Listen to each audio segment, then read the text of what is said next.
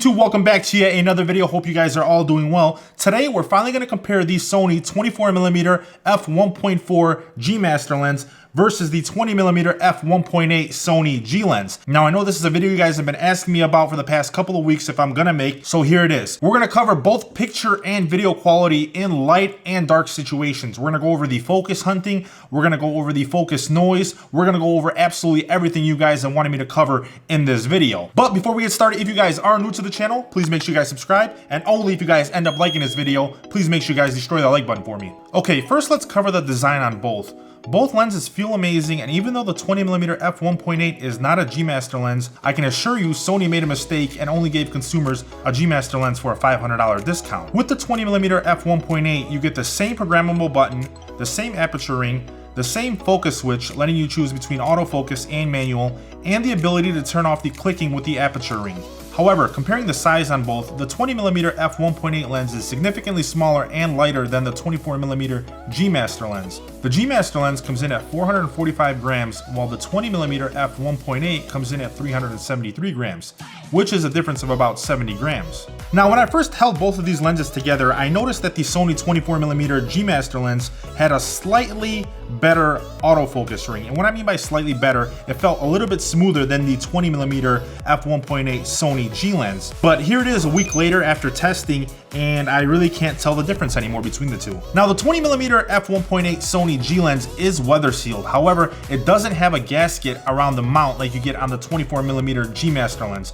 I know a lot of you photographers out there actually prefer that, so I definitely wanted to make sure I mentioned that in case you were wondering. With the 20mm f1.8 lens, you can rock both the lens filter and the hood on at the same time, which is definitely awesome, and something I feel should be standard with every lens out there. Now, on the 20mm f1.8 Sony G lens, you can actually hear the elements moving around inside when the lens is not in use. You guys should be able to hear that.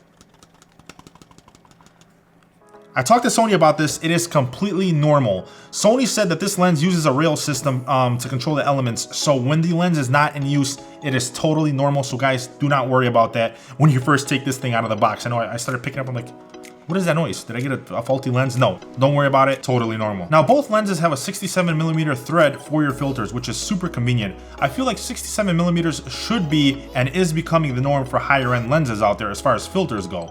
Not to mention a couple of other manufacturers out there like Tamron use the 67mm on a ton of their lenses as well. Now, next up, we're gonna get into the video comparison of both of these lenses. Now, I can assure you the autofocus on both of these lenses is absolutely spectacular. All right, guys, so this is what it looks like when you guys are trying to vlog on the 24mm 1.4 Sony G Master lens.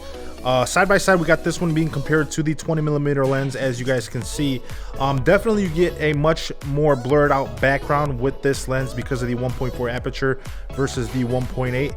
But yeah, this is what it looks like. It might not actually be too bad for you guys.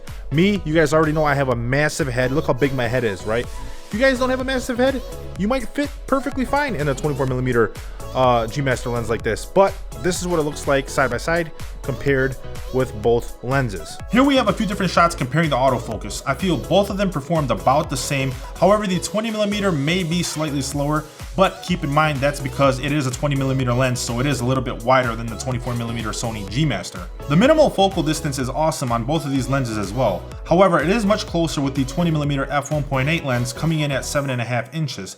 Whereas with the 24mm G Master lens, it comes in at almost 2 inches further at 9.5. Now, one thing I experienced with the Sony 24mm G Master lens is focus hunting or focus pulsing when I'm closer up to a subject that I'm trying to record using an aperture that's less than 2. Which is a bit of a problem for me, especially when I'm doing tech reviews. It's happening to me when I'm using my Sony a7 III camera, and I know a ton of you others out there are experiencing the same issues based on the comments that you guys left me in my previous video. If anyone has any solutions for this out there, please make sure you guys drop it down below in the comments section for us, because it is rather annoying and something that I definitely thought I should mention. Now, with the Sony 20mm f1.8 G lens, I didn't experience any focus hunting, any focus pulsing. I didn't experience any of that when using this lens. It does a great job on focusing on your subject or on a person, say for example, your eyes, your face, stuff like that. In videos where you're moving your hands around a lot or doing tech reviews, this lens does a much better job up close at focusing in on your subject. Now, I do not recommend any of these lenses for APS-C cameras because of the crop you get when using those cameras. For example, the 20mm f1.8 lens on an APS-C camera would really come out to the equivalent of a 30mm lens, which would defeat the purpose of the 20mm wide angle look you guys may be going for. Now, if you plan on doing vlogging with one of these lenses, I would recommend the 20mm lens obviously over the 24mm G Master lens because of the extra width that you get. Another reason is you don't get in-body image stabilization with either one of these lenses. So a wider angle lens will help with that, especially if you have a camera like the Sony a7 III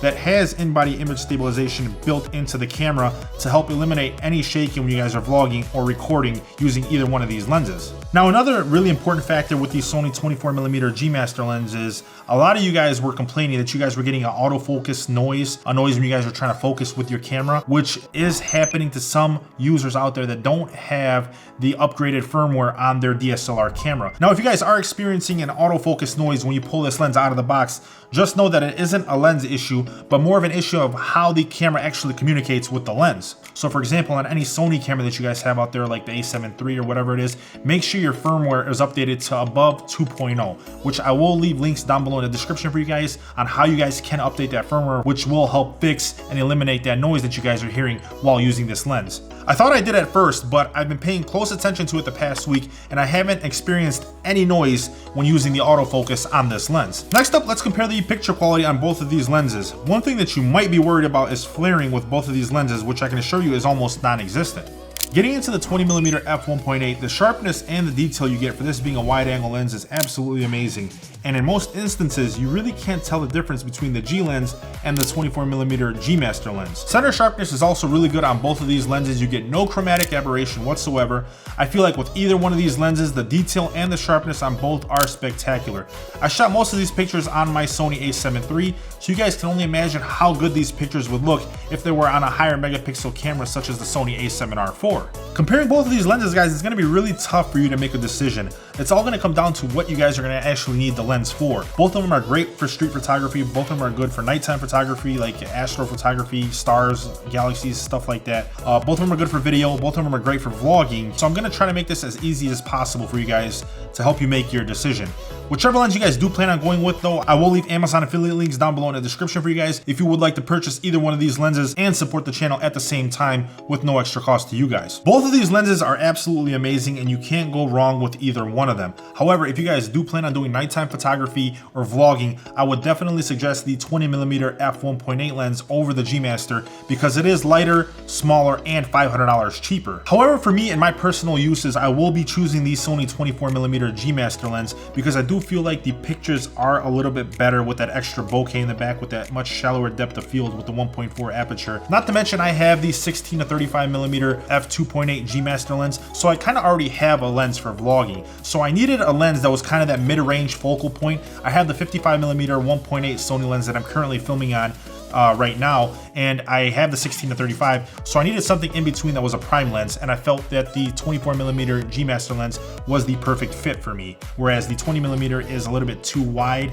and won't really fit into my bag how I want it to when I'm already carrying the 16 to 35mm and the 55mm lens. The 55mm obviously is a little bit too narrow for me. As you guys can see, it's got to be a lot further back, whereas with the 20mm it's too wide for what I want to do with it. So I felt like the 24mm G Master lens is the perfect lens for what I needed to do with my photography and stuff going forward. Guys, if you have any questions on either one of these lenses, please feel free to drop them down below in the comment section. I make sure I answer all of your guys' questions in a timely manner.